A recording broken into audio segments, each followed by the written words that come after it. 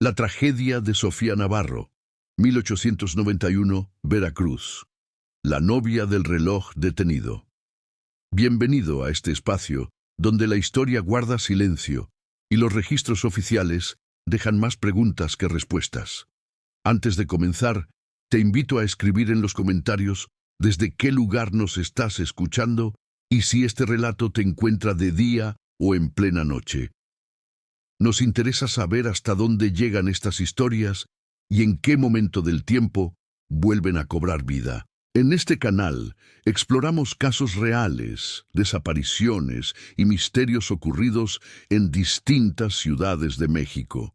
Relatos que fueron ocultados, ignorados o simplemente olvidados con los años. Si te atraen las historias oscuras basadas en hechos reales y quieres seguir descubriendo estos archivos silenciados, suscríbete al canal y activa la campana para no perderte ninguno de nuestros relatos. Ahora sí, acompáñanos en esta historia. La tragedia de Sofía Navarro, 1891, Veracruz, la novia del reloj detenido. Hay lugares en el mundo que parecen guardar el tiempo de una manera distinta a los demás. No el tiempo que marca el calendario, ni el que registra el reloj en la pared, sino ese otro tiempo más denso, más oscuro, el que se sedimenta en las piedras de los edificios viejos, el que flota invisible entre los arcos de una iglesia cuando el sol de la tarde se filtra por los vitrales y dibuja figuras de colores sobre el piso de cantera. Ese tiempo no avanza, ese tiempo espera. Y en el puerto de Veracruz, una ciudad que ha sido testigo de guerras, epidemias, invasiones y tragedias sin número a lo largo de su historia, existe una historia que encarna ese concepto de una manera que resulta difícil de explicar con la lógica del mundo moderno. La historia de Sofía Navarro. Una historia que comienza con la promesa más hermosa que puede ofrecerle la vida a una persona joven, el matrimonio, el amor, un futuro construido sobre esperanza, y que termina, en cuestión de minutos, con un silencio tan absoluto y tan repentino que incluso el reloj de la iglesia pareció negarse a seguir midiendo el tiempo que ya no tenía ningún sentido medir. 11:47 de la mañana. Esa es la hora que quedó grabada en la memoria de quienes estuvieron presentes aquel día. Esa es la hora en que las manecillas del reloj de la torre de la parroquia de la Asunción se detuvieron de forma inexplicable en medio de la ceremonia nupcial. Y esa es la hora que, según los testimonios de los habitantes del barrio, durante los años y las décadas que siguieron, el reloj volvería a señalar en silencio, por sí solo, sin que nadie lo pusiera en marcha, como si la memoria del edificio se resistiera a dejar ir ese instante específico en que todo cambió. Lo que ocurrió en los minutos posteriores a ese momento es lo que convirtió una boda en un luto, a una familia entera en la sombra de lo que alguna vez fue, y a una joven llamada Sofía en algo más que una persona. La convirtió en una leyenda. Capítulo 1. Veracruz, en el umbral del último siglo. Para entender la historia de Sofía Navarro es necesario entender primero el mundo en el que ella nació, creció, aprendió a soñar y aprendió a amar. Ese mundo era el Veracruz de finales del siglo XIX. Una ciudad que vivía una de las etapas más contradictorias y fascinantes de su larga historia. El puerto de Veracruz era, en aquella época, la puerta principal de México hacia el mundo. Por sus muelles entraban las mercancías europeas, las modas parisinas, los libros prohibidos y los permitidos, los muebles de caoba, las telas de seda, los vinos de Burdeos y los perfumes de lavanda. Por esos mismos muelles llegaban también los inmigrantes, los aventureros, los comerciantes extranjeros que buscaban fortuna en un país joven y agitado que todavía no terminaba de decidir qué quería ser. Y por esos muelles salía el café, el tabaco, la vainilla, el oro y la plata de las minas del interior, todo lo que México producía y ofrecía al mundo a cambio de lo que el mundo le enviaba. La ciudad en sí misma era un organismo complejo y bullicioso. Sus calles empedradas olían a salitre y a fruta madura, a aguardiente derramado en las cantinas de los muelles y a incienso que salía de las iglesias en las mañanas temprano. El aire del Golfo lo impregnaba todo con esa humedad salada que se mete en la ropa y en el cabello y que los veracruzanos aprenden a reconocer como el olor del hogar. Los edificios del centro, muchos de ellos construidos durante los siglos anteriores, mostraban ya las cicatrices de décadas de conflicto, las grietas dejadas por los cañonazos de las invasiones francesas, los parches en los muros donde las balas habían encontrado su camino durante las guerras de reforma, los arreglos apresurados que nunca terminaban de devolver a los edificios la dignidad que tenían antes de que la historia los golpeara. Pero Veracruz también era una ciudad en plena transformación. El régimen del presidente Porfirio Díaz, que llevaba ya varios años consolidándose en el poder con el proyecto conocido como el Porfiriato, había puesto en marcha una política de modernización acelerada del país. Las ideas del positivismo europeo, con su fe ciega en el progreso, la ciencia y el orden, habían encontrado en México un terreno fértil entre las élites intelectuales y comerciales. En Veracruz, esas ideas se traducían en obras de infraestructura, en la expansión del ferrocarril, en la construcción de nuevos edificios públicos, en la llegada de la electricidad a los barrios más prósperos y en una vida social que imitaba cada vez más los patrones de las ciudades europeas. Las familias de la burguesía veracruzana de aquella época vivían en un mundo de apariencias cuidadosamente mantenidas. La posición social se medía por la calidad de los muebles en la sala, por el origen de la tela con que se confeccionaban los vestidos de las señoras, por la cantidad de criados que servían en la casa, por la asistencia puntual a la misa de los domingos y por las alianzas matrimoniales que se establecían con las familias correctas. El matrimonio no era, en aquel contexto, únicamente un asunto del corazón. Era un contrato social, una negociación entre familias, una transacción en la que se jugaban el honor, el dinero y el futuro de los hijos. En ese mundo es donde Sofía Navarro creció y se formó. En ese mundo aprendió a comportarse como se esperaba que se comportara una señorita de buena familia, con discreción, con modestia, con una alegría controlada que nunca rebasara los límites del decoro. Y en ese mundo, sin embargo, encontró también algo que ningún manual de conducta femenina del siglo XIX podía prever ni regular del todo: el amor.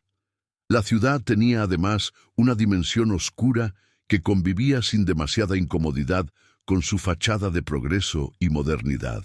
Veracruz era un puerto, y los puertos son lugares donde las reglas del interior del continente se relajan, donde la moral estricta de las ciudades del altiplano choca con la vida más libre y más violenta de los hombres que pasan su existencia entre el mar y la tierra.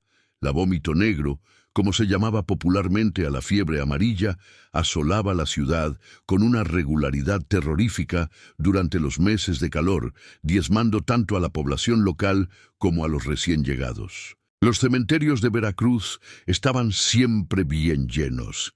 La muerte era una presencia cotidiana y familiar en la vida de los veracruzanos de aquella época, algo que se aprendía a mirar de frente desde la infancia, sin el lujo del distanciamiento que ofrecen los tiempos modernos.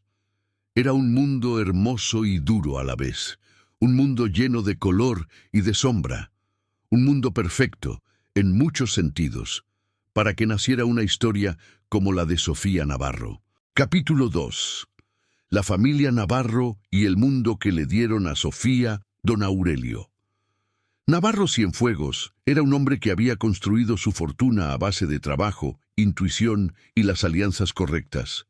Originario de Jalapa, la capital del estado de Veracruz, se había mudado al puerto siendo todavía un hombre joven, poco después de que terminara la intervención francesa en México, con un pequeño capital prestado por su suegro y una determinación que sus contemporáneos recordaban como casi feroz. Había comenzado en el negocio de la importación de telas, estableciendo contactos con proveedores de Barcelona y Lyon, y con el tiempo había expandido sus actividades al comercio del café y la vainilla, productos que encontraban en Europa una demanda creciente y que pagaban bien.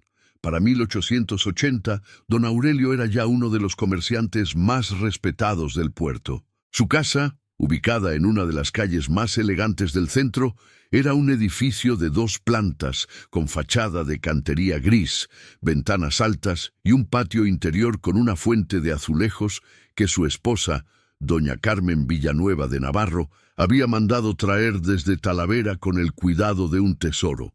El salón principal estaba decorado con muebles traídos de Francia, cuadros de santos y retratos de familia, y una chimenea de mármol que nunca encendían, porque el calor veracruzano hacía innecesario el fuego, pero que estaba allí de todas formas, porque las chimeneas eran señal de refinamiento, y los navarros sabían perfectamente la diferencia entre lo útil y lo necesario para mantener la apariencia. Doña Carmen era una mujer de carácter firme y modales exquisitos, proveniente de una familia de Córdoba con pretensiones de alcurnia y sin los recursos económicos que esas pretensiones habrían requerido. Su matrimonio con don Aurelio había sido, en ese sentido, una transacción perfectamente equilibrada. Él aportó el dinero, ella aportó el apellido y las maneras. Con el tiempo, sin embargo, lo que había comenzado como un arreglo conveniente se había convertido en algo más genuino, en una asociación funcional y afectuosa entre 2 personas que se respetaban profundamente y que compartían el objetivo de construir para sus hijos un mundo mejor que el que ellos habían heredado. Tuvieron 4 hijos.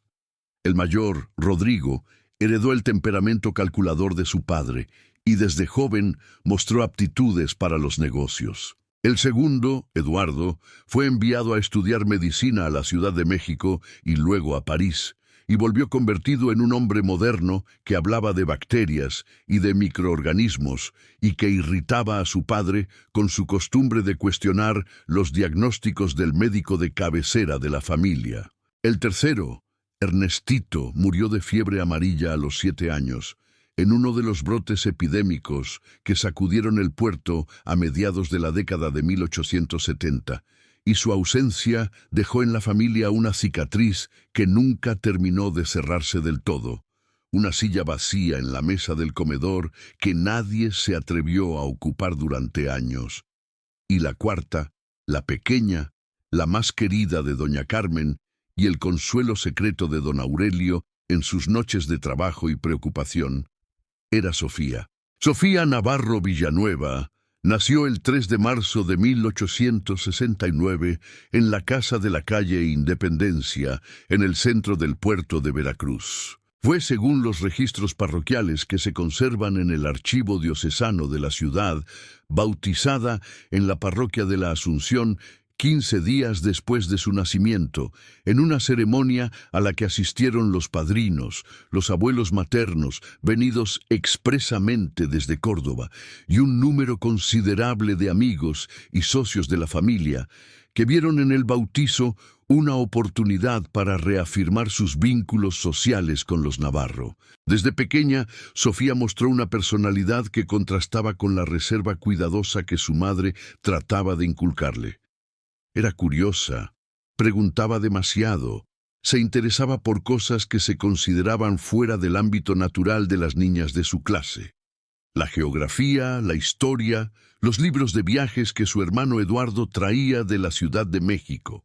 Doña Carmen la reprendía con frecuencia, no por crueldad, sino por genuina preocupación, convencida de que una mujer demasiado inteligente y demasiado opinativa tendría dificultades para encontrar marido en un mundo que no estaba preparado para ese tipo de mujer.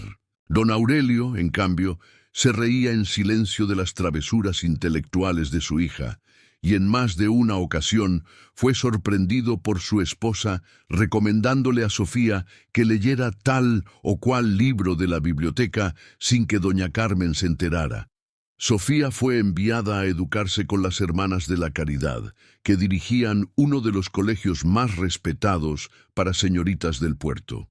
Allí aprendió a leer y escribir con corrección, a bordar, a tocar el piano con la suficiente habilidad para no avergonzar a su familia en las veladas sociales, a hablar un francés funcional y a comportarse con la dignidad que su posición exigía. Pero también desarrolló, en las grietas de ese currículo diseñado para producir esposas perfectas, una vida interior rica y un sentido de la observación agudo que la hacía percibir matices y detalles que muchas de sus compañeras no advertían. Cuando llegó a la adolescencia, Sofía Navarro era una joven de presencia notable.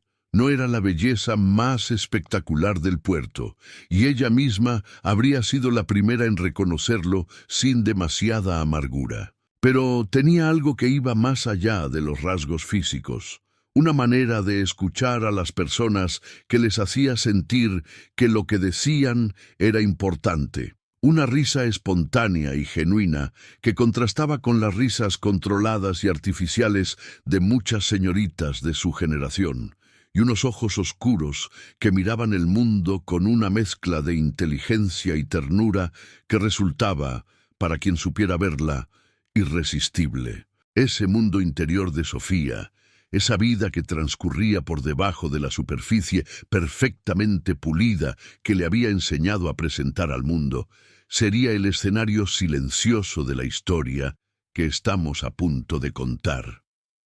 Capítulo 3. Andrés Castellanos, el hombre que llegó del norte. En el otoño de 1888, cuando Sofía tenía 19 años, un hombre llamado Andrés Castellanos Iriarte llegó al puerto de Veracruz, procedente de Tampico, con una carta de presentación para don Aurelio Navarro. Andrés tenía 28 años y era hijo de don Próspero Castellanos, un hacendado del estado de Tamaulipas con quien don Aurelio tenía relaciones comerciales desde hacía varios años, principalmente en el negocio del algodón. La carta, escrita de puño y letra por don Próspero, explicaba que su hijo llegaba al puerto con el propósito de establecer una delegación comercial de la familia en Veracruz, aprovechando la expansión del ferrocarril hacia el norte del país, y solicitaba a don Aurelio que lo recibiera y lo orientara en los usos y costumbres del comercio portuario. Don Aurelio recibió a Andrés con la hospitalidad que correspondía a la situación y lo invitó a cenar en su casa aquella misma noche. Fue en esa cena donde Sofía lo vio por primera vez.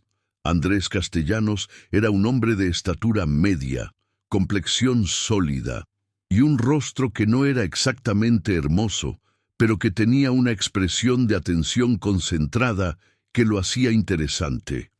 Había estudiado en el Colegio Militar de Chapultepec durante 2 años antes de abandonar la carrera militar por insistencia de su padre, quien necesitaba a alguien competente para manejar los negocios de la familia.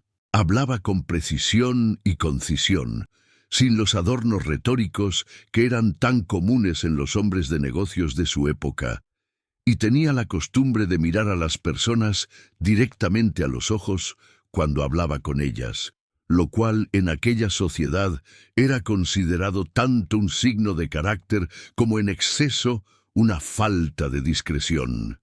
En la cena, Andrés fue cortés con doña Carmen, respetuoso con don Aurelio, afable con Rodrigo y con Eduardo, y con Sofía fue simplemente atento. No hubo nada dramático ni cinematográfico en ese primer encuentro. No se miraron fijamente, ni se rozaron las manos de forma accidental, ni ocurrió nada de lo que las novelas de la época habrían requerido. Pero cuando Andrés le preguntó a Sofía qué estaba leyendo en ese momento, y ella respondió sin pensarlo demasiado que estaba en la mitad de un libro de historia sobre las campañas militares de Napoleón en Egipto. Y Andrés levantó ligeramente las cejas con un gesto que era mezcla de sorpresa y de interés genuino, y dijo: «Qué curioso. Mi padre dice que una señorita que lee historia tiene el alma de un general». Algo pequeño pero significativo ocurrió entre los dos. Sofía soltó una risa breve y respondió: «¿Y su padre? ¿Qué piensa de los generales?». Andrés sonrió y dijo: «Que son necesarios pero peligrosos». Don Aurelio, que había escuchado el intercambio desde el otro extremo de la mesa, siguió comiendo su arroz con sepia con una expresión perfectamente neutral en el rostro, pero le dirigió a su esposa, por debajo de la mesa, una mirada que doña Carmen supo interpretar sin necesidad de palabras. En los meses siguientes, Andrés Castellanos se estableció en el puerto con una oficina en la calle Lerdo y comenzó a construir, con una metodología que don Aurelio no podía sino admirar, la red de contactos comerciales que necesitaba. Visitaba la casa de los Navarro con regularidad, siempre bajo el pretexto de los negocios, y don Aurelio lo invitaba con una frecuencia que a doña Carmen le parecía sospechosa, hasta que ella misma llegó a la conclusión, después de observar a su hija durante varias de esas visitas, de que la cosa tenía posibilidades. Andrés y Sofía se hablaban principalmente en la sala de visitas, con la puerta abierta y la presencia discreta pero inconfundible de doña Carmen en la habitación adyacente. Hablaban de libros, de política, de los cambios que estaba experimentando el país bajo la presidencia de Díaz, de los viajes que Andrés había hecho por el norte de México, y que a Sofía le parecían fascinantes comparados con su propia experiencia relativamente confinada al puerto y a alguna visita ocasional a Jalapa o a Córdoba. Andrés la escuchaba con esa atención que era su sello distintivo, y Sofía hablaba con él de una manera diferente a como hablaba con cualquier otra persona, sin la capa de reserva calculada que mantenía en la mayoría de las interacciones sociales. Hacia finales de 1889, Andrés pidió formalmente a don Aurelio la mano de Sofía. La conversación entre los dos hombres duró casi 2 horas y transcurrió en el estudio de don Aurelio, con las puertas cerradas y una botella de coñac francés sobre el escritorio que ninguno de los dos tocó hasta que el acuerdo estuvo alcanzado. Don Aurelio hizo las preguntas pertinentes sobre las perspectivas del negocio, sobre la salud económica de la hacienda familiar en Tamaulipas, sobre los planes de Andrés para establecerse permanentemente en Veracruz o para llevarse a Sofía al norte, sobre la dote, sobre el régimen de bienes en el matrimonio. Andrés respondió a todo con la misma precisión directa que caracterizaba su manera de hablar, sin evasivas y sin exageraciones. Al final, don Aurelio sirvió el coñac y dijo que sí. Sofía se enteró aquella misma noche, cuando su madre entró a su habitación con una expresión que era difícil de descifrar, una mezcla de satisfacción práctica y de algo más suave y más genuino que había debajo, y le tomó las manos entre las suyas y le dijo que había llegado el momento de prepararse para ser la señora Castellanos. Sofía no respondió de inmediato. Miró por un momento la ventana de su cuarto, que daba al patio interior, donde la fuente de Talavera murmuraba su música constante. Y luego miró a su madre y dijo, con una calma que a doña Carmen le costó un instante interpretar: «Ya lo sé, mamá. Llevaba 1 año preparándome». Doña Carmen la abrazó sin decir nada más. Capítulo 4. Los preparativos de la boda y el año más largo de la vida de Sofía. El compromiso entre Sofía Navarro y Andrés Castellanos fue anunciado formalmente en una reunión de familias que se celebró en la casa de los Navarro en enero de 1890. Y a partir de ese momento comenzó un período que Sofía describiría posteriormente en las pocas cartas que se conservan de ella como el año más extraño de su vida. Porque la preparación de una boda en el Veracruz burgués de aquella época era, sobre todo, una empresa social de grandes proporciones que involucraba a las dos familias, a sus respectivas redes de amistades, a los proveedores, a la iglesia y a una cantidad de personas cuya participación en la vida cotidiana de los novios se volvía, casi por definición, excesiva. Doña Carmen se convirtió en el centro de comando de una operación logística que habría hecho las delicias de un general napoleónico. Los vestidos, tanto el de la novia como los de las damas que la acompañarían, fueron encargados a una modista de la Ciudad de México que tenía fama de conocer los últimos modelos parisinos. Las telas se importaron de España a través de los contactos comerciales de don Aurelio. El menú del banquete fue negociado con el hotel más elegante del puerto durante semanas de reuniones que doña Carmen describía a sus amigas como agotadoras y que en realidad disfrutaba profundamente. Las invitaciones, impresas en papel de primera calidad por la mejor imprenta del puerto, fueron redactadas, corregidas, redactadas de nuevo y finalmente aprobadas, después de 2 reuniones de 2 horas cada una, sobre el uso correcto del protocolo epistolar para las distintas categorías de invitados. Andrés, por su parte, se ocupó de los asuntos que correspondían a su rol. La organización de la casa que había alquilado en el centro del puerto y que estaba siendo amueblada y acondicionada para recibir a su futura esposa, la coordinación con su padre sobre los aspectos económicos del matrimonio y la gestión de los trámites legales y eclesiásticos que la boda requería. Era un hombre metódico y eficiente, y cumplió con todo lo que se esperaba de él con una puntualidad y una competencia que no pasaron desapercibidas para don Aurelio. En medio de toda esa actividad frenética y social, Sofía buscaba los momentos de quietud con la determinación de quien sabe que esos momentos son preciosos precisamente porque son escasos. Leía cuando podía.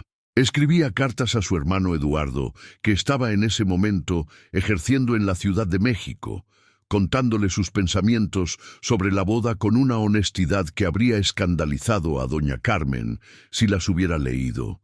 En una de esas cartas, que Eduardo conservó durante décadas y que luego pasó a manos de la familia sin que nadie sepa exactamente cómo, Sofía escribía: «Me caso con un buen hombre, Eduardo. Un hombre que me respeta y que me escucha, y eso no es poco.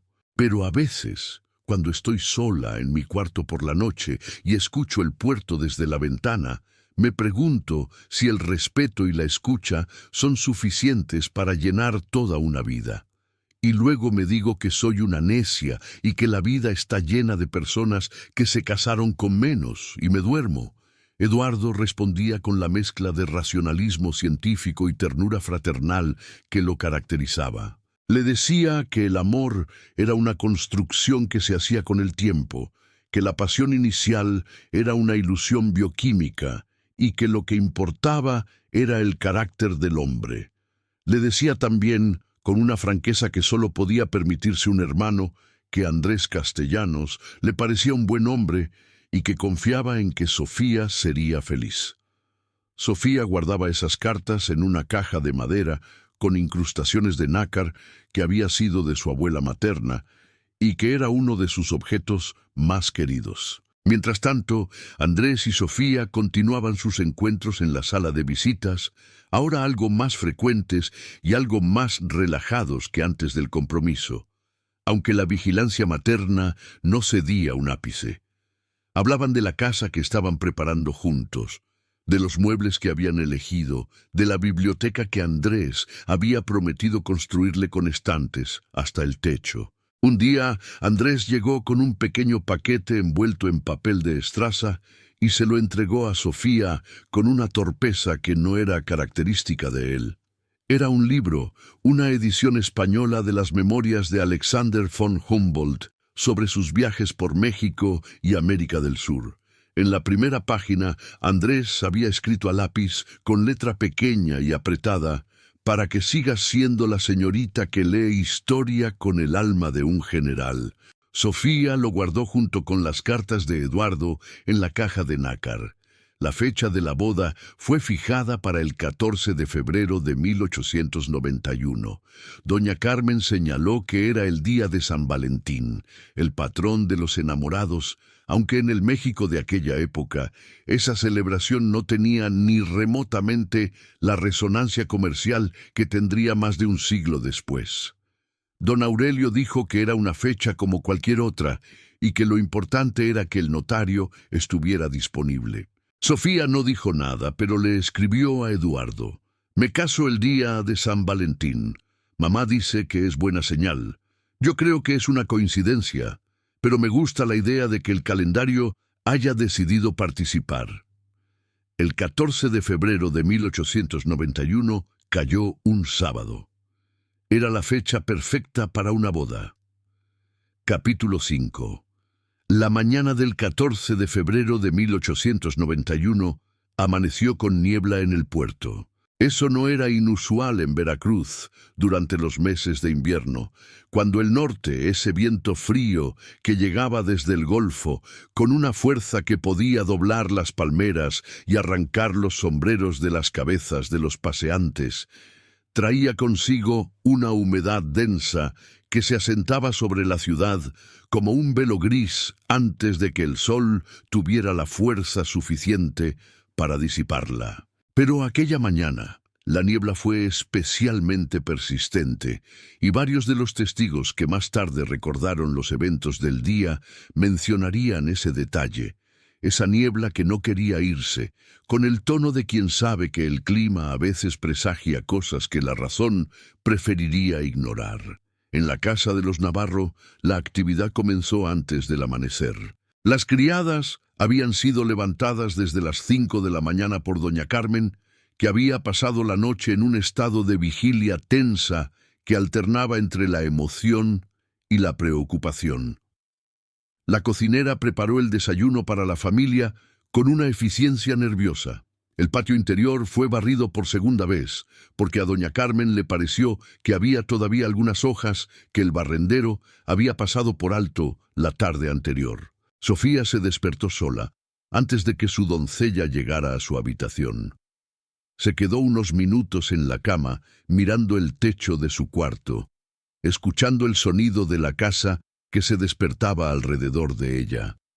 Los pasos de las criadas en el corredor, la voz de su madre dando instrucciones desde algún lugar abajo, el murmullo lejano del puerto que nunca callaba del todo ni en las noches más tranquilas. Luego se levantó, fue hasta la ventana y miró el patio. La fuente de Talavera brillaba con la luz gris de la mañana. El jazmín que crecía contra el muro del fondo había florecido durante la semana y su perfume subía suave hasta la ventana abierta. Pensó en la caja de nácar que estaba sobre su mesa de noche. Pensó en el libro de Humboldt. Pensó en la cara de Andrés cuando le preguntó por primera vez qué estaba leyendo. Luego fue a prepararse para la boda. El vestido era una obra maestra de la modista capitalina, de seda marfil con encaje en el cuello y en los puños, y una cola que requería la asistencia de 2 personas para ser manejada con gracia.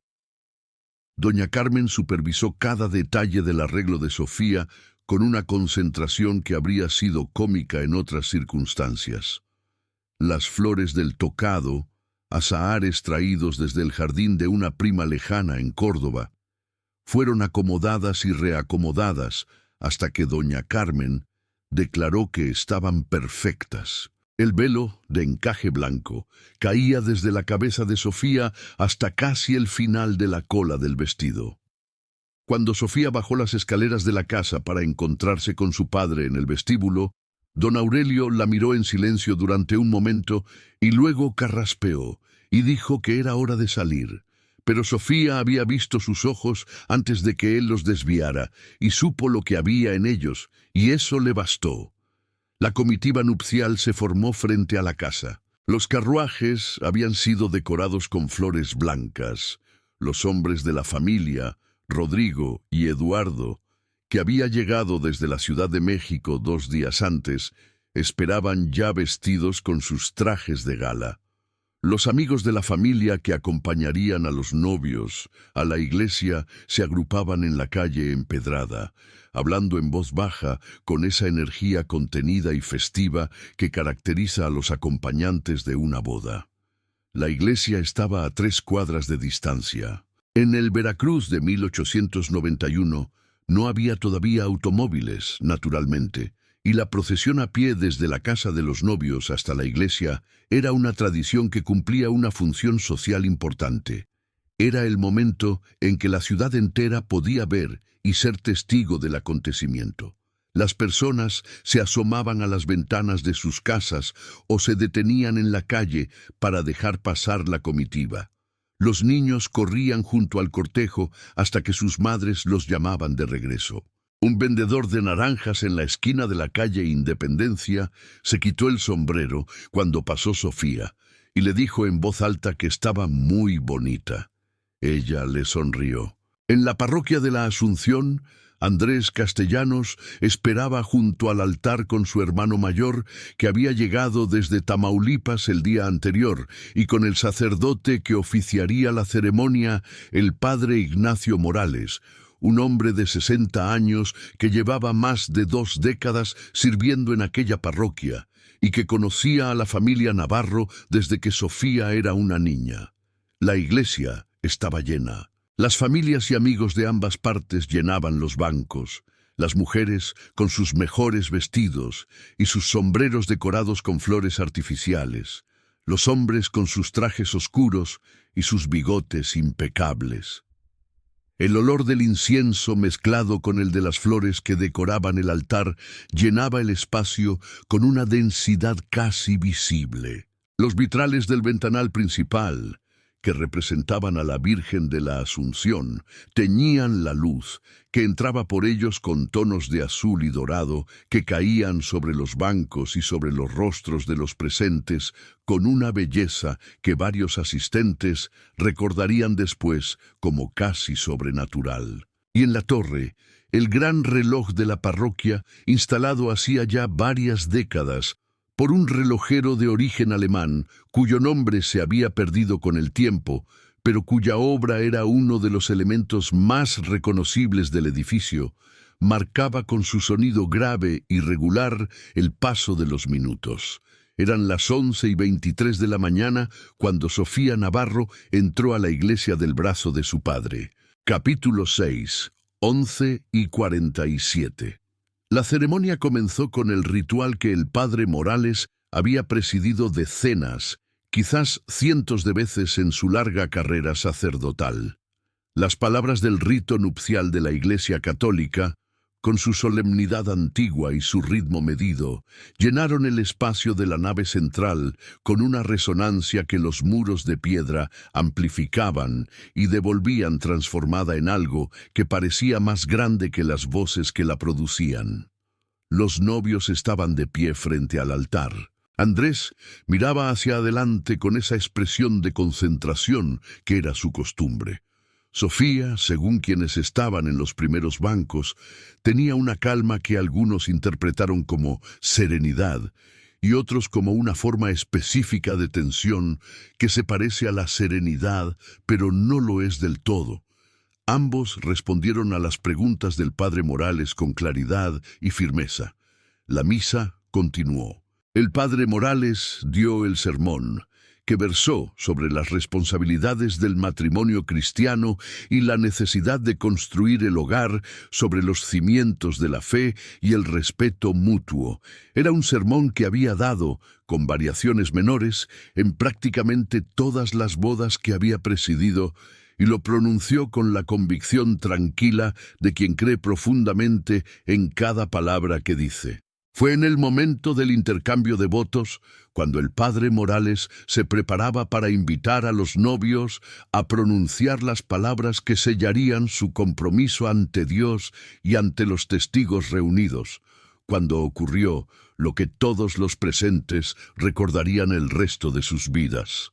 El reloj de la torre dejó de sonar. No fue un silencio gradual ni un desvanecimiento lento. El mecanismo que movía el péndulo y que producía el tic-tac regular que se escuchaba débilmente desde el interior de la iglesia simplemente se detuvo.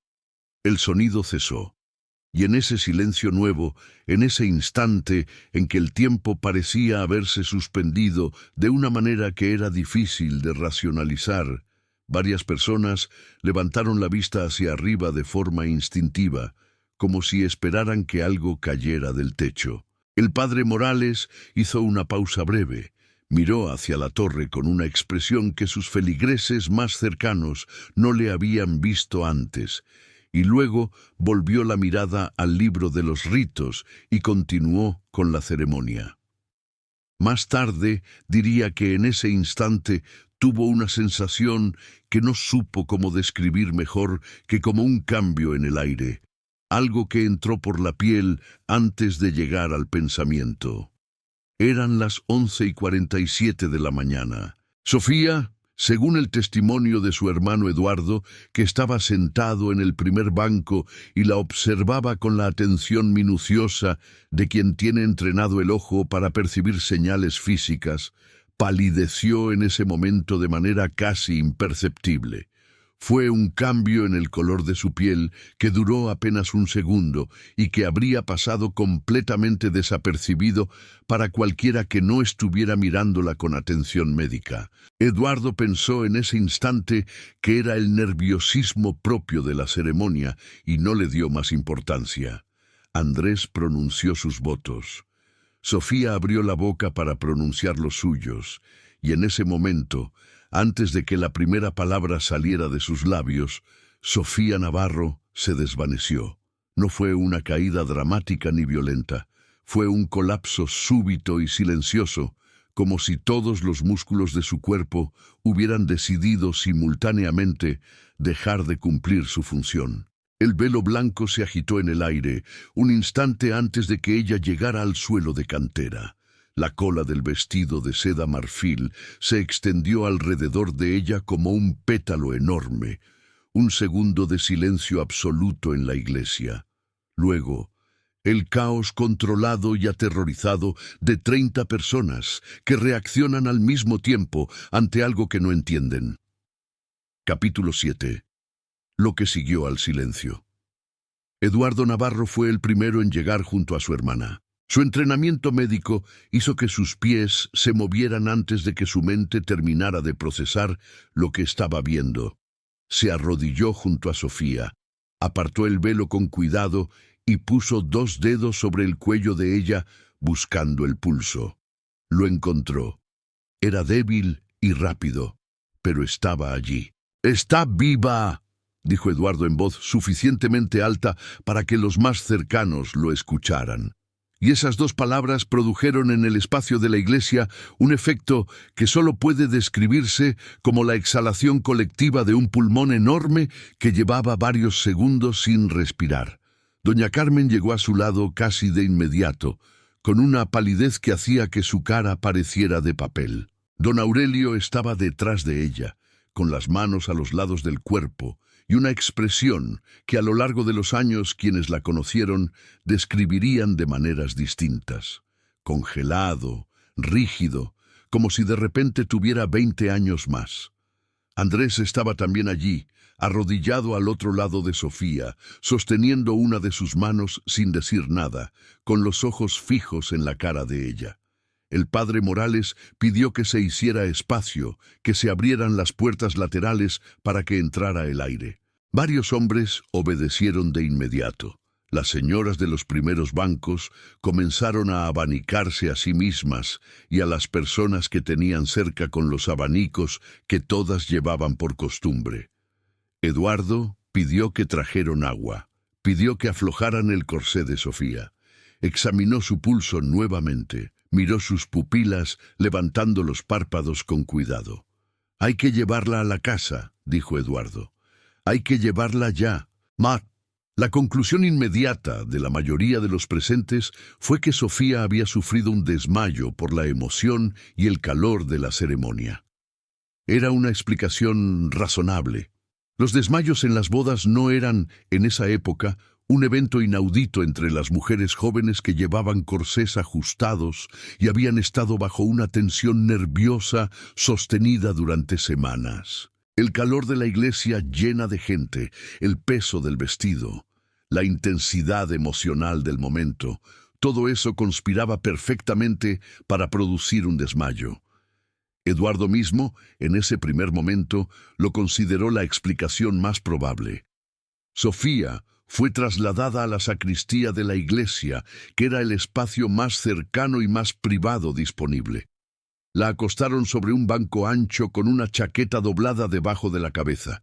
Eduardo continuó el examen. Andrés esperaba afuera de la sacristía, sentado en uno de los bancos de la iglesia, que los demás invitados habían ido desocupando discretamente, con los codos sobre las rodillas y la cabeza inclinada. Pasaron 10 minutos, luego 20. Sofía no recobraba el conocimiento. La expresión de Eduardo cambió. Los que lo conocían bien podrían haberlo notado. Esa ligera contracción alrededor de los ojos que indicaba que estaba pensando con intensidad y que lo que estaba pensando no era tranquilizador. Le pidió a una de las criadas de la familia que había acudido a la boda que fuera a buscar de inmediato al doctor Fuentes, el médico de cabecera de los Navarro que vivía a 4 cuadras de la parroquia. La criada salió corriendo. Doña Carmen estaba sentada junto a Sofía, tomándole la mano, hablándole en voz baja con esa voz suave y repetitiva con que los adultos hablan a los enfermos que no pueden oírlos. Don Aurelio había salido a la calle. Eduardo lo encontró un momento después de pie frente a la puerta lateral de la iglesia, mirando hacia la calle vacía.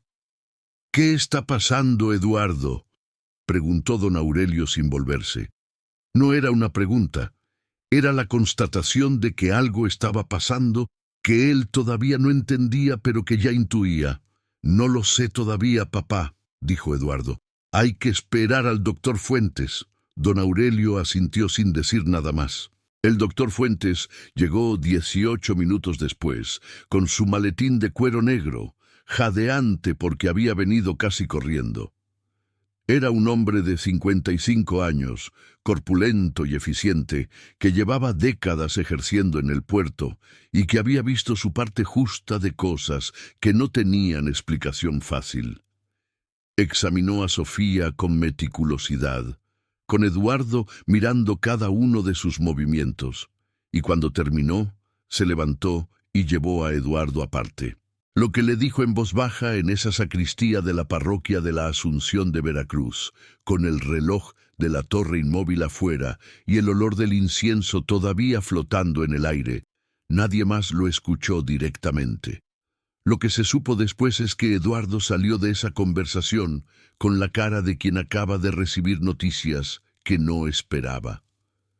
Sofía fue llevada a la casa de sus padres aquella tarde. No recuperó el conocimiento en la sacristía ni en el trayecto. La boda no se realizó. Capítulo 8. Los días que siguieron y lo que el doctor Fuentes no quería decir. En los días que siguieron, al 14 de febrero de 1891, la casa de los Navarro en la calle Independencia se convirtió en un lugar diferente al que había sido. El jazmín del patio seguía floreciendo, la fuente de Talavera seguía murmurando. Pero el ambiente había cambiado de una manera que era difícil de articular, pero imposible de ignorar. Esa transformación silenciosa que ocurre en los espacios donde de repente hay alguien gravemente enfermo. El doctor Fuentes visitaba a Sofía 2 veces al día. Eduardo no se separaba de su lado durante las horas de vigilia y dormía en un cuarto contiguo al de ella para estar disponible en cualquier momento. Doña Carmen había suspendido todas sus actividades sociales y pasaba la mayor parte del día sentada junto a la cama de su hija, rezando el rosario con una concentración que sus dedos mantenían incluso cuando sus ojos estaban cerrados del agotamiento. Don Aurelio trabajaba durante el día con la misma eficiencia de siempre y llegaba a casa por la noche para sentarse en el corredor frente a la puerta del cuarto de Sofía, con un libro abierto sobre las rodillas que no leía. Andrés Castellanos venía todas las mañanas a preguntar por Sofía. No pedía entrar a verla, porque entendía que no era el momento ni el lugar para insistir en ese tipo de privilegio, pero aparecía puntualmente a las 9 de la mañana con la regularidad de un reloj funcional. Preguntaba a Rodrigo o a Eduardo sobre el estado de Sofía. Escuchaba la respuesta con la cara inmóvil y se marchaba prometiendo volver al día siguiente. El diagnóstico del doctor Fuentes, que Eduardo complementaba y refinaba con su propio conocimiento médico más actualizado, era de una gravedad que ninguno de los dos hombres encontraba fácil de comunicar a la familia. Sofía había sufrido lo que en la terminología médica de la época se llamaba un síncope severo de etiología incierta, es decir, un colapso súbito cuya causa exacta no había podido ser determinada con la certeza que ambos habrían deseado. Y había síntomas que apuntaban hacia un problema cardíaco, posiblemente una arritmia grave que podría haber pasado desapercibida durante años en una persona joven y aparentemente sana. Había también la posibilidad, que Eduardo mencionó con la precisión aséptica de quien usa el lenguaje médico como escudo contra la emoción, de una malformación congénita que ningún examen previo había detectado. Lo que ambos médicos sabían, aunque el doctor Fuentes tardó varios días en decírselo a la familia con toda la claridad que la situación requería, era que el estado de Sofía era grave, que ella podría recuperarse, pero también podría no hacerlo. Sofía misma recuperó el conocimiento al tercer día después del desmayo. Despertó en la penumbra de su cuarto, con la persiana entornada para que la luz no fuera demasiado directa, y lo primero que vio fue la cara de su hermano Eduardo, inclinada sobre ella con esa expresión de concentración médica que era su manera de esconder el miedo. —¿Cuánto tiempo? —preguntó Sofía. Su voz era débil pero clara.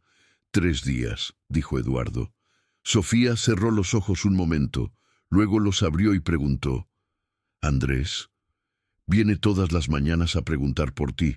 Sofía miró el techo de su cuarto, el mismo techo que había mirado la mañana de la boda, el mismo techo blanco con la moldura de yeso en la esquina que tenía una grieta pequeña desde hacía años que nadie había reparado porque estaba en un ángulo en que no se veía a menos que uno estuviera acostado en la cama mirando exactamente hacia ese punto.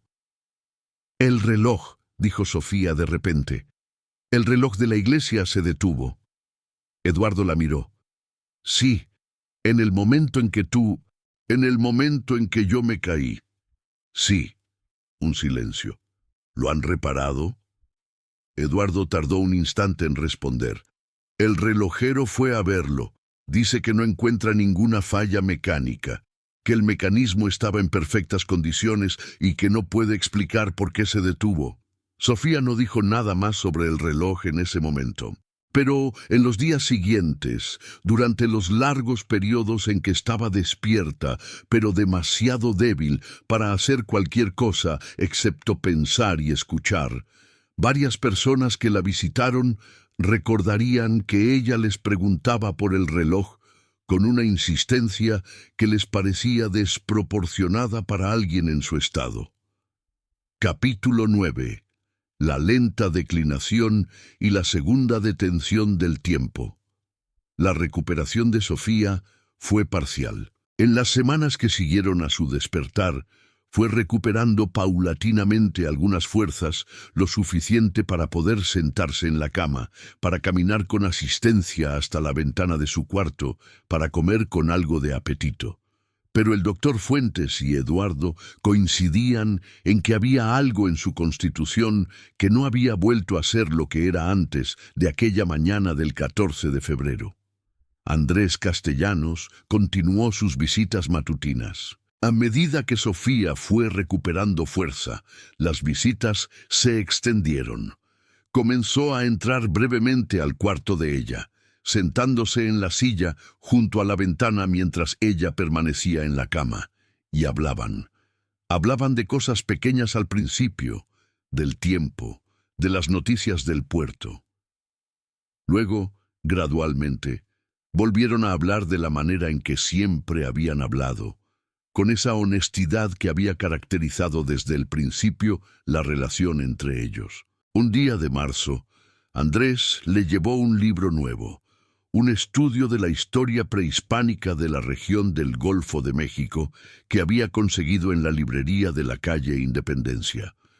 Se lo puso sobre las cobijas sin decir nada, y Sofía lo recogió, leyó el título y dijo: «¿Crees que me da tiempo de leerlo entero?» Andrés la miró con esa atención directa que era su costumbre y dijo: «Yo creo que sí».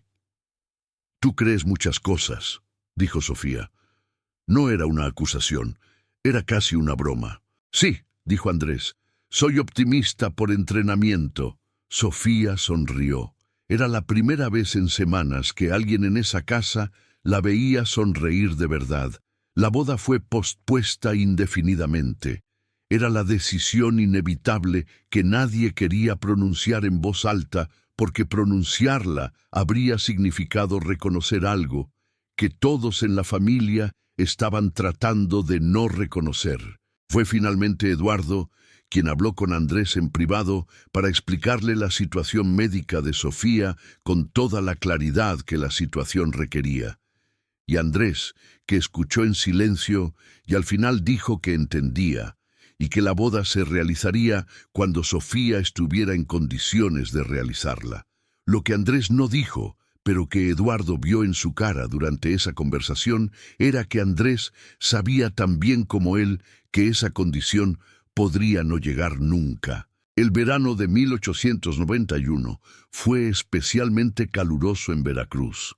El calor del Golfo caía sobre la ciudad como un peso físico durante los meses de julio y agosto, y la humedad convertía el aire en algo casi visible, casi sólido.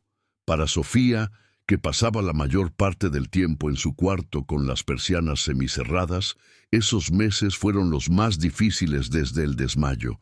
Su condición fluctuaba. Había días en que parecía mejor, en que su voz era más fuerte y sus ojos más brillantes, y Eduardo permitía que se sentara en el patio durante un rato por las mañanas, cuando el calor todavía no era insoportable.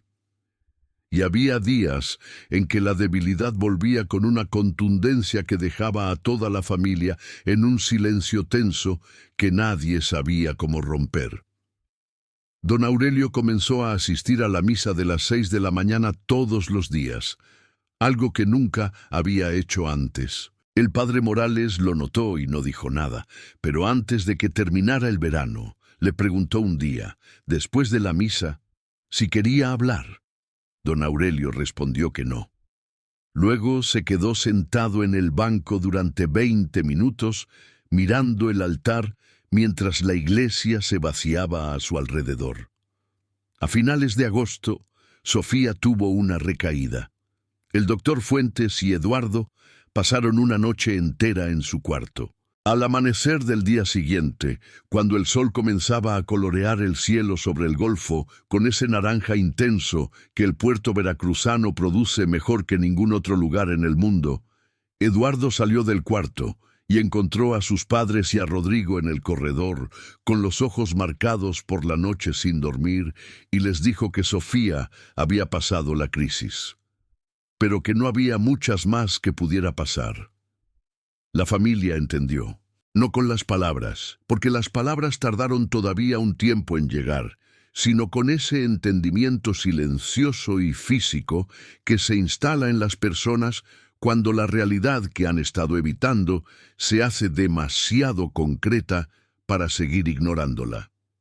Andrés fue informado por Eduardo.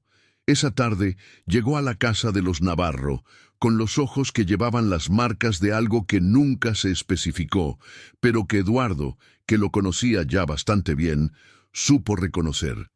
Pidió ver a Sofía. Eduardo dudó un momento y luego asintió. Andrés estuvo en el cuarto de Sofía durante 40 minutos. Nadie supo exactamente qué se dijeron, porque los que estaban en el corredor oyeron las voces, pero no las palabras. Lo que sí se escuchó, hacia el final de esos 40 minutos, fue la risa de Sofía. Breve, genuina, inconfundible. Cuando Andrés salió, tenía la cara de alguien que ha tomado una decisión que le cuesta, pero que ha decidido que es la correcta. Le dijo a doña Carmen que quería hablar con el padre Morales. La boda de Andrés Castellanos y Sofía Navarro se realizó el 28 de agosto de 1891 en la habitación de Sofía, con el padre Morales leyendo el rito nupcial junto a la cama, y con los familiares más cercanos reunidos en el cuarto pequeño en un apretujamiento que nadie recordaría como incómodo, sino como lo contrario. No había flores en el tocado. No había cola de seda marfil. No había reloj de torre marcando el tiempo afuera. Sofía llevaba el camisón blanco de algodón, que era su ropa habitual de esos días. Andrés estaba vestido con su traje oscuro de los días de trabajo.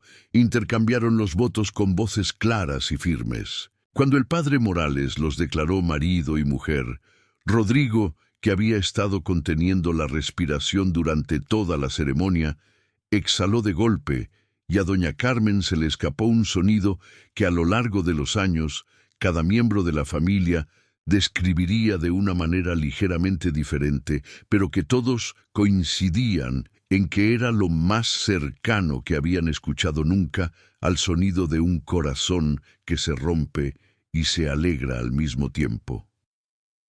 Sofía Navarro de Castellanos vivió 41 días más. Murió el 8 de octubre de 1891, al amanecer, con Andrés tomándole la mano y Eduardo sentado en la silla junto a la ventana. El doctor Fuentes certificó la causa de muerte como insuficiencia cardíaca. Tenía 22 años. Capítulo 10. El reloj que no olvidaba. En los días que siguieron a la muerte de Sofía, la familia Navarro entró en ese período de duelo formal que las familias burguesas del siglo XIX observaban con una meticulosidad que tenía tanto de ritual social como de necesidad emocional genuina. La casa fue cerrada durante 9 días. Las ventanas se cubrieron con telas negras. Se cancelaron todos los compromisos sociales. Se enviaron esquelas a las familias amigas. Se organizaron las misas de difuntos con el padre Morales en la parroquia de la Asunción. Andrés Castellanos se quedó en Veracruz. No regresó a Tamaulipas, como algunos esperaban. Continuó con sus negocios con la misma metodología de siempre, aunque quienes lo conocían bien notaron que algo en él había cambiado de una manera difícil de especificar. Una cierta austeridad en el trato. Una reserva que antes no estaba allí con la misma consistencia. Nunca se volvió a casar. Vivió en Veracruz hasta la última década de su vida, cuando volvió a la hacienda de Tamaulipas para morir junto a su padre anciano. Murió en 1923, a los 63 años, y fue enterrado en la hacienda familiar. Entre sus pertenencias se encontraron, según los registros familiares que sobrevivieron, un libro de historia sobre las campañas de Napoleón en Egipto con subrayados en los márgenes y una caja de madera con incrustaciones de nácar. Doña Carmen no volvió a ser la misma persona que era antes del 14 de febrero de 1891. Era como si una parte de su energía organizativa, de esa eficiencia nerviosa que la caracterizaba, hubiera sido consumida por el duelo y nunca hubiera sido repuesta del todo. Don Aurelio siguió asistiendo a la misa de las 6 de la mañana hasta el final de su vida, que llegó en 1905. Eduardo regresó a la Ciudad de México y continuó su carrera médica con una especialización en enfermedades cardíacas que sus colegas atribuían a su dedicación profesional y que él nunca explicó de otra manera. Y el reloj de la parroquia de la Asunción. El relojero que había sido llamado a examinarlo en los días posteriores al 14 de febrero había declarado, como Eduardo le repitió a Sofía en su cuarto de enferma, que no encontraba ninguna falla mecánica. El mecanismo había sido revisado, aceitado, ajustado, y el reloj había vuelto a funcionar sin problema aparente en los días que siguieron. Nadie había encontrado una explicación satisfactoria para su detención en el momento exacto del desmayo de Sofía. Lo que comenzó a ocurrir en los meses y años posteriores es más difícil de documentar con precisión porque pertenece a esa categoría de fenómenos que se transmiten principalmente de boca en boca y que la naturaleza misma del relato tiende a adornar y modificar con el tiempo. Lo que los testimonios de la época coinciden en señalar, sin embargo, es lo siguiente. Aproximadamente 6 meses después de la muerte de Sofía, el sacristán de la parroquia, un hombre llamado Evaristo Domínguez, que llevaba más de una década a cargo del mantenimiento del edificio, le informó al padre Morales que el reloj había vuelto a detenerse durante la noche, no de forma permanente, sino durante un período breve y siempre a la misma hora, las 11:47. El padre Morales ordenó que se llamara nuevamente al relojero. El relojero vino, examinó el mecanismo con la misma meticulosidad de la primera ocasión y llegó a la misma conclusión desconcertante. No había ninguna falla mecánica que explicara la detención. El fenómeno se repitió, no con una regularidad que permitiera predecirlo exactamente, sino con una frecuencia suficiente para que la gente del barrio comenzara a hablar. Siempre en la madrugada o en las primeras horas de la mañana, cuando la iglesia estaba cerrada y las calles estaban vacías, las manecillas del reloj se detenían en el 11 y el 9, en esa posición específica que marcaba las 11:47, y permanecían inmóviles durante un tiempo variable antes de volver a moverse solas. El padre Morales era un hombre de fe profunda, pero también de temperamento racional para los asuntos del mundo. En su diario personal, que fue encontrado décadas después entre los archivos parroquiales y que es una de las fuentes primarias más directas que existen sobre estos eventos, escribió lo siguiente con fecha de marzo de 1892. El reloj ha vuelto a detenerse esta madrugada.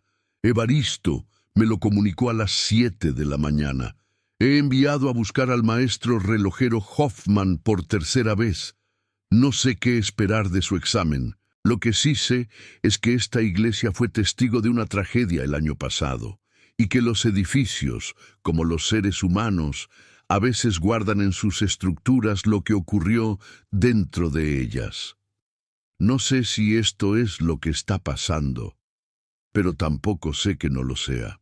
El maestro Hoffman, cuyas anotaciones de trabajo también se conservan parcialmente, registró sus 3 visitas a la parroquia de la Asunción con una frustración creciente que se vuelve casi palpable en la letra apretada de sus notas. En la tercera visita escribió: «El mecanismo es impecable, los engranajes, el péndulo, el contrapeso, los resortes, todo en condición perfecta. No hay razón mecánica para que este reloj se detenga, y sin embargo se detiene, siempre a la misma hora. No tengo explicación». Capítulo 11. El barrio y la memoria colectiva. En las comunidades pequeñas y en los barrios de las ciudades antiguas, los edificios públicos acumulan historias de la manera en que los árboles viejos acumulan anillos, capa sobre capa, cada una añadiendo algo a la estructura total sin borrar lo que vino antes. La parroquia de la Asunción de Veracruz era uno de esos edificios, un lugar que había absorbido durante siglos los bautizos y los matrimonios, y los funerales y las misas de la comunidad que lo rodeaba, y que llevaba en sus paredes de piedra la memoria de todo eso, de una manera que era más que metafórica. La historia de Sofía Navarro y el reloj detenido se convirtió, en los años que siguieron, en parte de esa memoria colectiva, no de la manera estrepitosa en que las historias de fantasmas se convierten en atracción turística en el mundo moderno, sino de una manera más quieta y más genuina.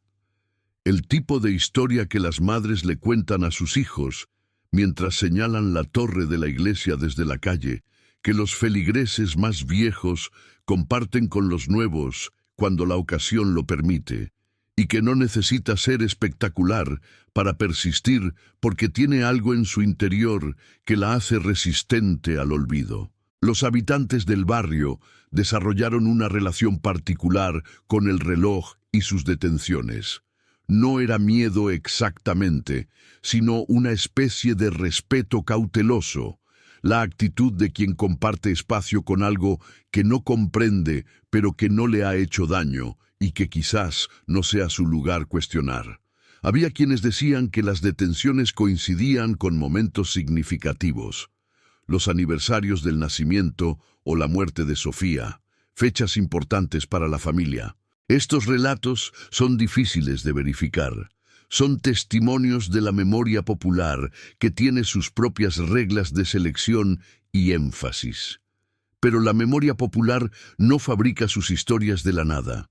Las fabrica a partir de algo que ocurrió, de algo que la gente vio o sintió o interpretó.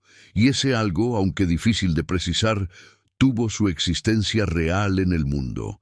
Doña Carmen Villanueva de Navarro visitaba la parroquia con regularidad hasta el final de su vida. Sus vecinas la recordaban saliendo de misa y deteniéndose siempre un momento en el atrio para levantar la vista hacia la torre del reloj. Nunca explicó qué buscaba en esa mirada, pero la consistencia del gesto, repetido durante años con la misma pausa y el mismo ángulo de la cabeza, sugería que había algo en ese reloj que para ella era más que un instrumento para medir el tiempo. El padre Morales fue trasladado a otra parroquia en 1896. Su sucesor, el padre Celestino Ruiz, era un hombre de temperamento pragmático que mandó revisar el reloj una vez más. Encontró la misma ausencia de falla mecánica que todos sus antecesores y optó por la solución que la lógica práctica sugería: no hablar más del asunto. Lo que no se menciona no existe, o por lo menos no molesta. Pero el reloj continuó con su comportamiento inexplicable, y el barrio continuó hablando. Capítulo 12. Lo que la historia no puede responder. Hay preguntas que la historia, con todas sus herramientas de investigación y todos sus documentos y testimonios y registros, no puede responder.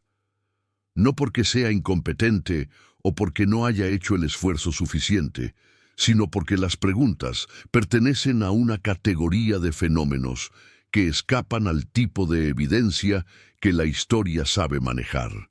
¿Por qué se detuvo el reloj de la parroquia de la Asunción exactamente a las 11:47 de la mañana del 14 de febrero de 1891?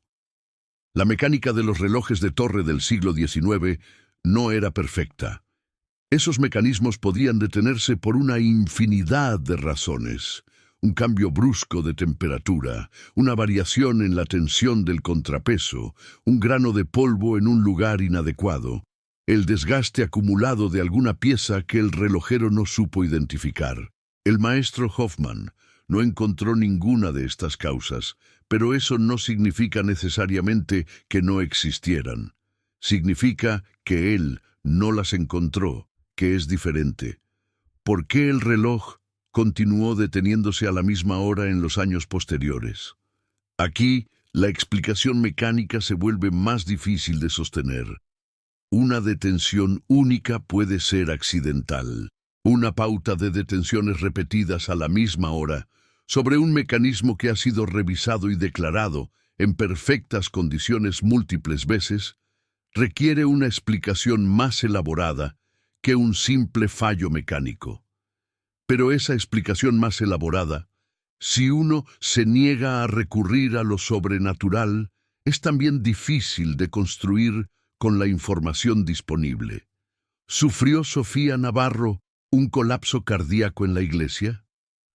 La respuesta a esta pregunta es la más clara de las tres. Sí, lo sufrió, y el diagnóstico de insuficiencia cardíaca que el doctor Fuentes y Eduardo documentaron es consistente con lo que la medicina del siglo XIX sabía sobre esas condiciones. La detención súbita del reloj inmediatamente antes del desmayo fue, con toda probabilidad, una coincidencia temporal de ese tipo que el cerebro humano, programado para buscar patrones y causalidades, convierte automáticamente en algo significativo, porque el significado, aunque no esté realmente allí, nos resulta más tolerable que el azar puro. Pero la racionalidad tiene sus límites como herramienta para comprender la experiencia humana. Y lo que también es cierto documentalmente es lo siguiente, que el relojero que examinó el mecanismo no una sino 3 veces, no encontró ninguna explicación mecánica para la detención, que el padre Morales, un hombre de fe, pero también de temperamento crítico, según sus propios escritos, registró su perplejidad sin resolverla. Que los testimonios de múltiples personas del barrio sobre las detenciones posteriores del reloj son suficientemente consistentes entre sí para no poder ser descartados como simple invención colectiva. Que Andrés Castellanos, hasta el final de sus días, nunca habló públicamente sobre lo que había ocurrido aquella mañana, lo cual no es evidencia de nada, pero es un silencio que llama la atención. Y que Sofía Navarro vivió su vida breve con una plenitud y una honestidad que ningún reloj, funcionando o detenido, habría podido medir adecuadamente. Eso también es parte de la historia, quizás la parte más importante. Capítulo 13. El legado de los que se quedan. Las historias de los muertos jóvenes tienen una manera peculiar de sobrevivir a las historias de quienes vivieron muchos años. Quizás sea porque la brevedad de una vida joven la hace más concentrada, más intensa en la memoria de quienes la conocieron.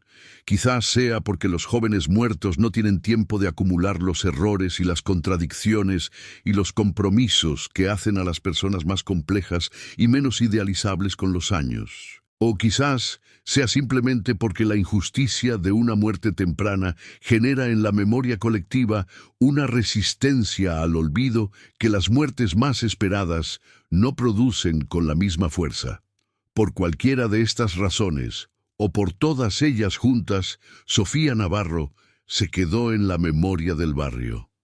Su tumba en el Panteón Municipal de Veracruz fue visitada durante décadas. Su familia la mantuvo cuidada con flores, primero los padres, luego Rodrigo, luego los hijos de Rodrigo que habían escuchado la historia de su tía desde pequeños.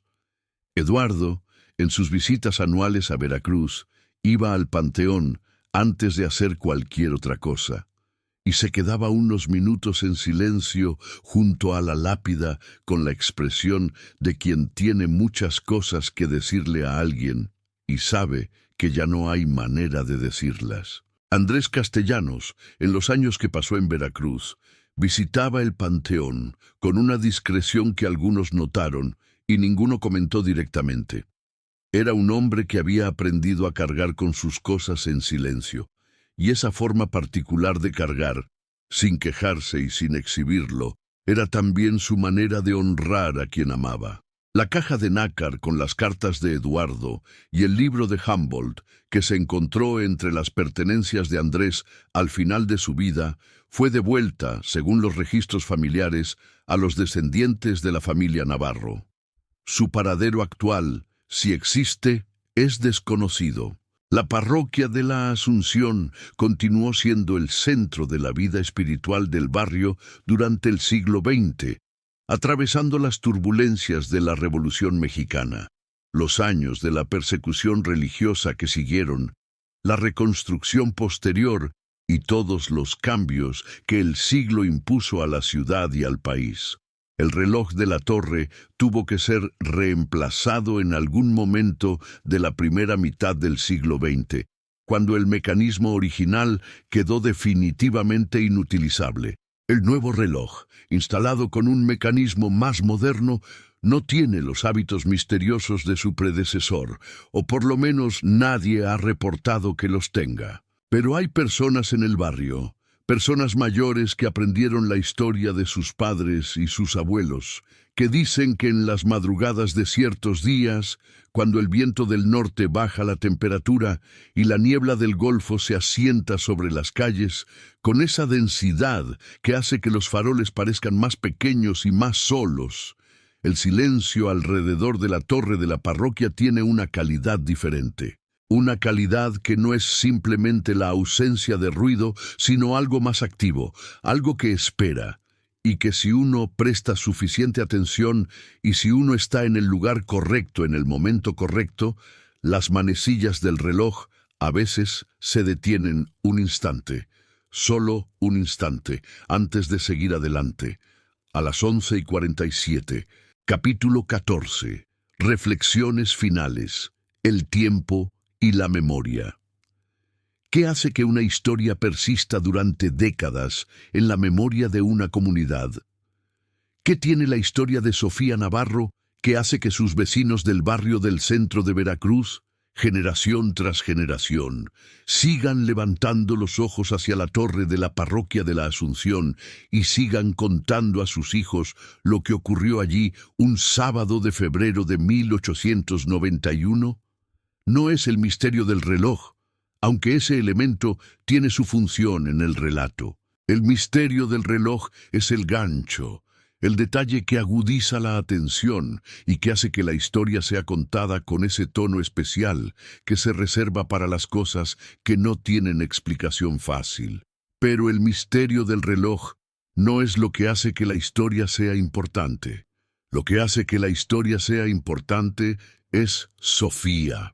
Una mujer joven, inteligente, curiosa, que vivió en el Veracruz de fines del siglo XIX dentro de los límites que su época y su clase le impusieron, que encontró dentro de esos límites una manera de ser ella misma con una autenticidad que sus propias cartas demuestran, que amó a un hombre que la escuchaba y que la respetaba y que estuvo a su lado cuando importaba estar, que murió demasiado joven sin poder leer el libro de Humboldt entero y sin poder llenar los estantes de la biblioteca que Andrés le había prometido hasta el techo. El reloj detenido es la imagen que la historia encontró para guardar a Sofía en la memoria. Y en cierto sentido, es perfecta, porque lo que la muerte hace cuando se lleva a alguien en el mejor momento de su vida es exactamente eso. Detener el tiempo en el instante en que esa persona era quien era, en el instante anterior al cambio, en el instante en que todo todavía era posible. Las 11:47 de la mañana del 14 de febrero de 1891. El instante en que Sofía Navarro se preparaba para pronunciar los votos que habría pronunciado con toda su alma, con esa honestidad que era su marca desde niña, y que el tiempo no le permitió pronunciar. Ese instante, en la memoria del barrio y en la persistencia inexplicable del reloj, se negó a pasar. La historia de México del siglo XIX está llena de nombres que los libros de texto recuerdan: generales, presidentes, revolucionarios, políticos, terratenientes, curas.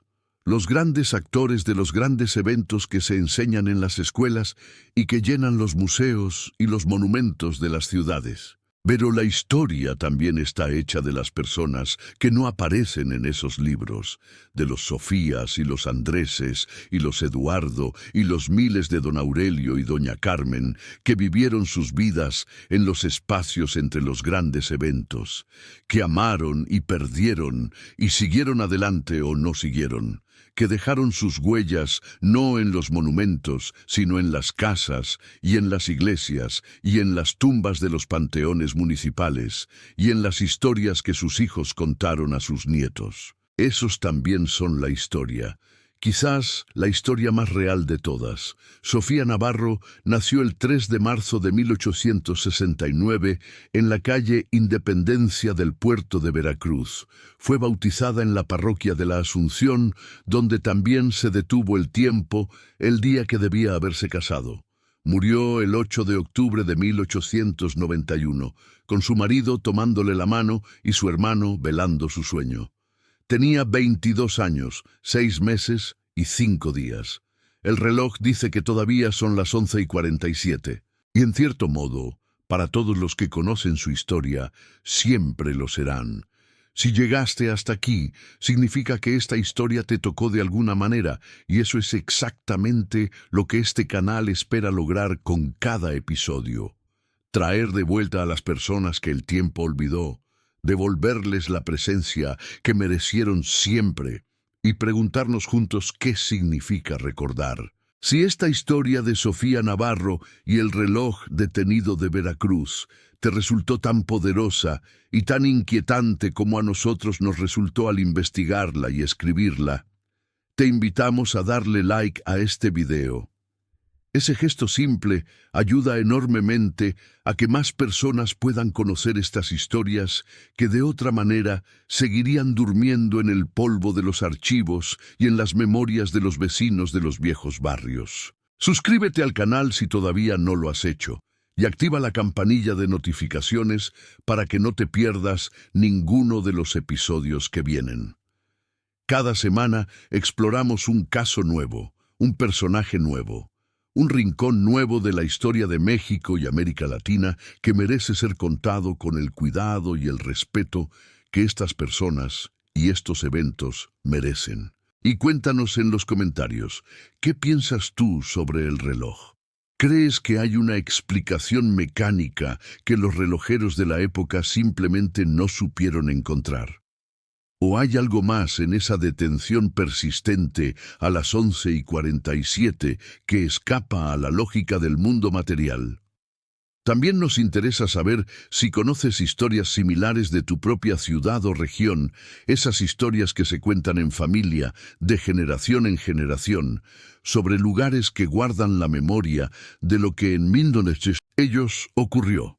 Ese tipo de historia es exactamente lo que este canal existe para contar. Hasta el próximo episodio. Y recuerda, el tiempo siempre sigue adelante, pero la memoria, cuando quiere, sabe cómo detenerlo.